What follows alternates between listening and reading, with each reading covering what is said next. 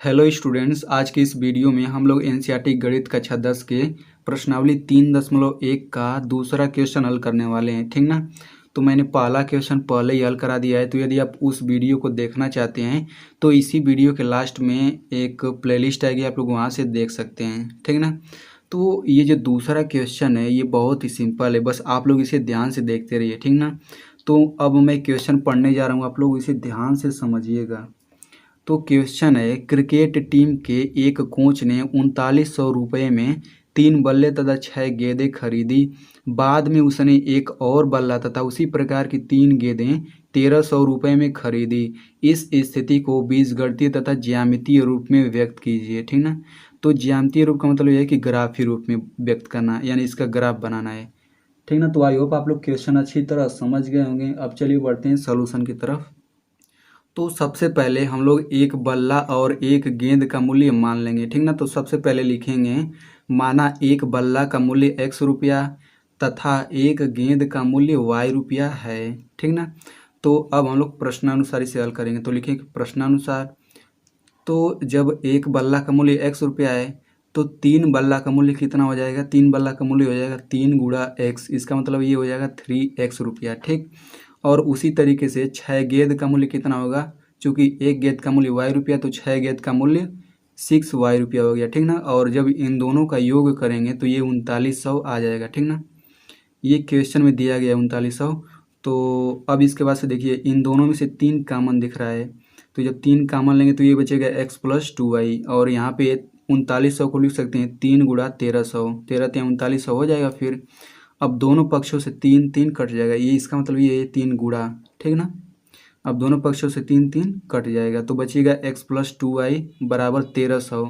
ये समीकरण नंबर 1 हो गया। ठीक ना। अब उसके बाद से बाद में कहा है कि उसने एक और बल्ला खरीदा और 3 गेंदें खरीदी। तो एक बल्ले का मूल्य ₹x और 3 गेंद का मूल्य 3y हो जाएगा। ठीक ना। तो दोनों का योग करेंगे तो 1300 आ जाएगा। ठीक ना। तो इसे हम लोग समीकरण 2 मान लेते हैं। तो इसके बाद से हम लोग लिखेंगे समीकरण 1 व समीकरण 2 इसके बीजगणितीय रूप हैं। ठीक ना। तो ये दोनों समीकरण इसके बीजगणितीय रूप हैं इस क्वेश्चन के। तो ये तो एक चीज़ तो निकल गया बीजगणितीय रूप, लेकिन अब हमें इसका ग्राफ बनाना है, ग्राफीय रूप भी निकालना है। ठीक ना। तो इन दोनों समीकरण का ग्राफीय रूप में व्यक्त करने से पहले हम लोग इन दोनों समीकरण के दो दो हल निकाल लेते हैं। ठीक ना। दो दो हल कैसे निकालेंगे, चलिए देखते हैं। तो इन दोनों का हम लोग सारणी कुछ इस तरीके से बना लेते हैं। ठीक ना। तो यहाँ से सबसे पहले हम लोग पहले समीकरण के 2 हल निकालेंगे। हल का मतलब ये है कि x और y के जगह हम लोग कौन सी संख्याएं रखें कि इसे हल करने पर 1300 आ जाए। ठीक। तो यदि हम लोग x की जगह 300 रख दें और y की जगह 500 रख दें तो इसे हल करने पर 1300 आ जाएगा। ठीक। तो x की जगह 300 रखिए और y की जगह 500 रख के देख लीजिए, प्लस 2 गुणा 500, ये हो गया 300 प्लस 5 दूना 10, यानी कि ये हो जाए 1000। देखिए आप लोग, ये 1300 आ जा रहा है। ठीक। इसका मतलब ये हुआ कि 300 कामा 500। ठीक ना। ये जो हुआ इसका एक हल है, इस समीकरण का एक हल हो गया। ठीक। अब इसी तरीके से हमें दूसरा भी एक हल फाइंड आउट करना है। तो दूसरा हल 500 और 400 है। x की जगह यदि हम लोग 500 रख दें और y की जगह 400 रख दें तब भी 1300 आ जाएगा। आप लोग देख सकते हैं x की जगह जब 500 रखेंगे तो ये 500 हो गया। फिर जब यहाँ 400 रखेंगे 4 दूना 800। ठीक ना। तो 8 5 1300, देखिए 1300 तब भी आ जा रहा है। इसका मतलब ये हुआ कि 500 और 400 इसका हल हो गया। अब हमें देखिए 2 हल मिल चुके हैं। ठीक ना। तो अब हम इन दोनों हलों की मदद से इस समीकरण का ग्राफ बनाएंगे। अब यहाँ से y, देखिए यहाँ ऊपर x का मान रहता है, नीचे y का मान रहता है।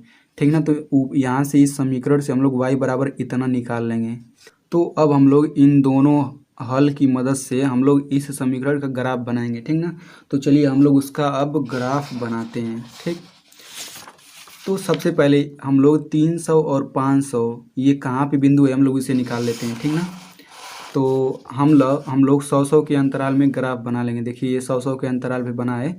तो सबसे पहले हमें ढूंढना है 300 और 500। ठीक ना। आप लोग देख सकते हैं ये रहा 300 और 500।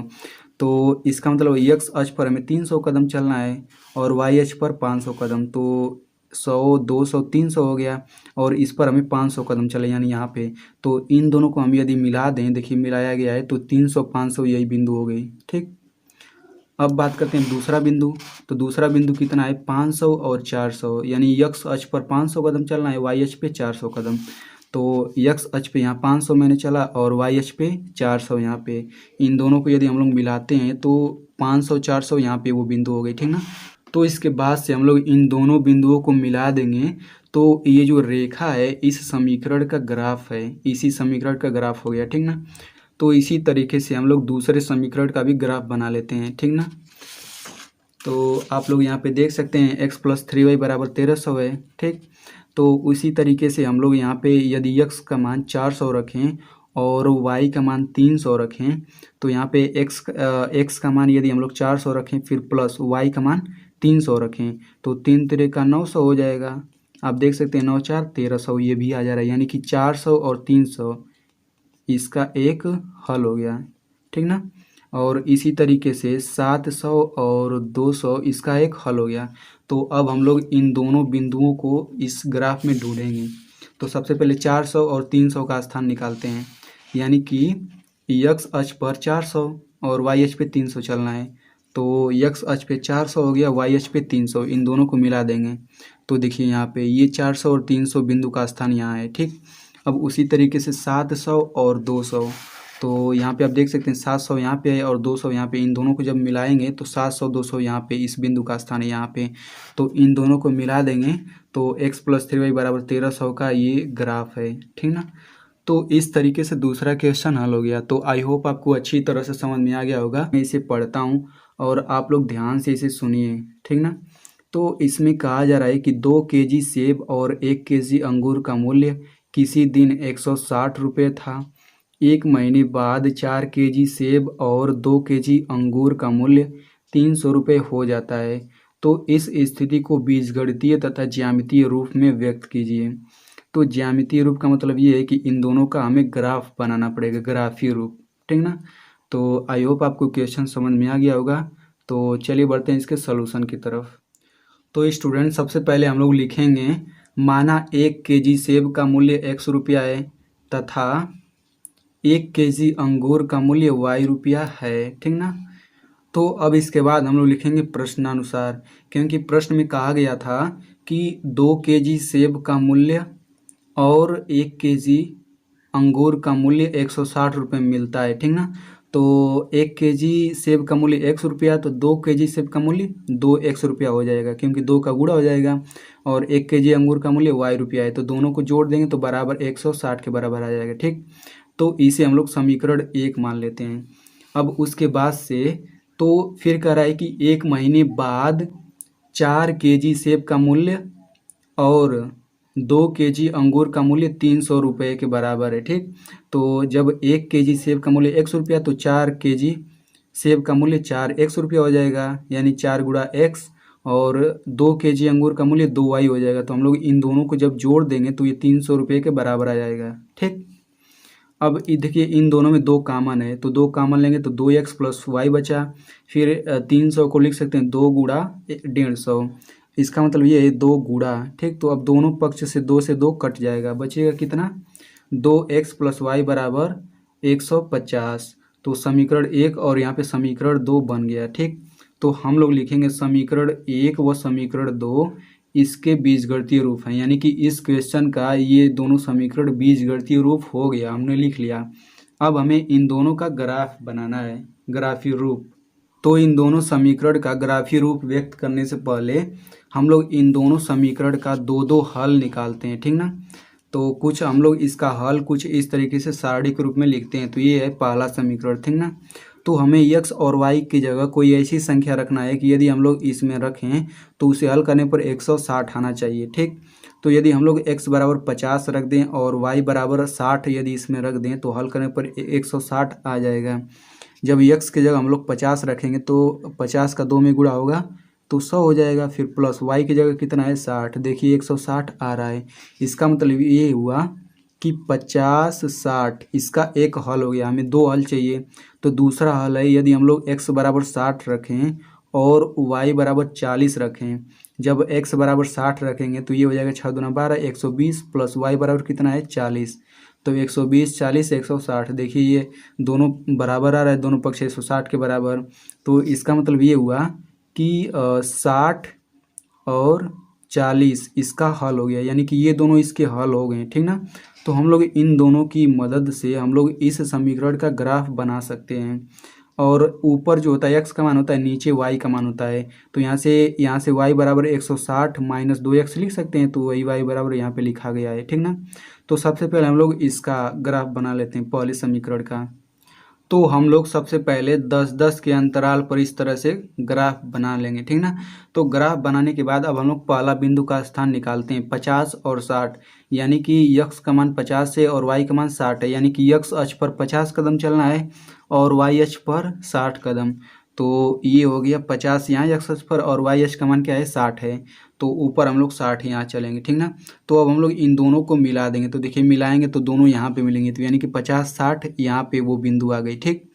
अब उसी तरीके से दूसरा बिंदु निकालते हैं, 60 और 40, यानी कि x का मान 60 लेंगे और y की जगह 40 लेंगे। तो इन दोनों को जब मिलाएंगे तो यहाँ पे मिलेंगे, यानी कि 60 और 40 ये बिंदु हो गई, ठीक ना।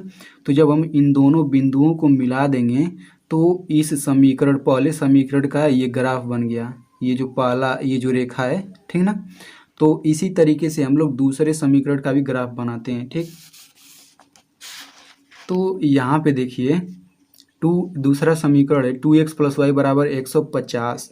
तो उसी तरीके से हम लोग यहाँ पे भी x और y का मान निकालेंगे। तो ये देखिए, ये यदि हम लोग x का मान 50 रखें और y का मान 50 रखें तो हल करने पर 150 आ जाएगा, क्योंकि 50 दूना 100 और प्लस 50 150 देखिए आ जा रहा है। और यदि हम लोग x बराबर 60 रखें, y बराबर 30 रखें, तब भी 150 आ जाएगा। 60 रखेंगे तो 6 दूना 12 120, और फिर 120 प्लस 30, y का मान 30 है, तो 120 प्लस 30 150 आ जा रहा है इस तरह से भी। यानी कि इसके दोनों हल हैं 50 50, ये पहला हल है, और दूसरा हल है 60 और 30। तो अब हम इन दोनों का स्थान इस ग्राफ में निकालते हैं, ठीक ना। तो जो पहला है दोनों 50 50 होना चाहिए, तो यहाँ पे 50 है और यहाँ पे 50 है, तो जब इन दोनों को मिलाएंगे तो दोनों यहाँ पे मिलेंगे, यानी कि 50 50 यहाँ पे ये स्थान है उसका। अब दूसरा जो है 60 और 30 है, तो 60 यहाँ पे है और 30 यहाँ पे है, तो जब इन दोनों को मिलाएंगे तो यहाँ पे दोनों कट कर रहे हैं, ठीक। तो यहाँ पे 60 और 30 ये बिंदु हो गया, ठीक ना। तो अब हम लोग इन दोनों बिंदुओं को मिला देंगे, तो इस तरीके से ये दूसरे समीकरण का भी ग्राफ बन गया। तो हम लोग समीकरण यहाँ पे लिख लेंगे, ठीक ना। तो इस तरीके से तीसरा क्वेश्चन हल हो गया।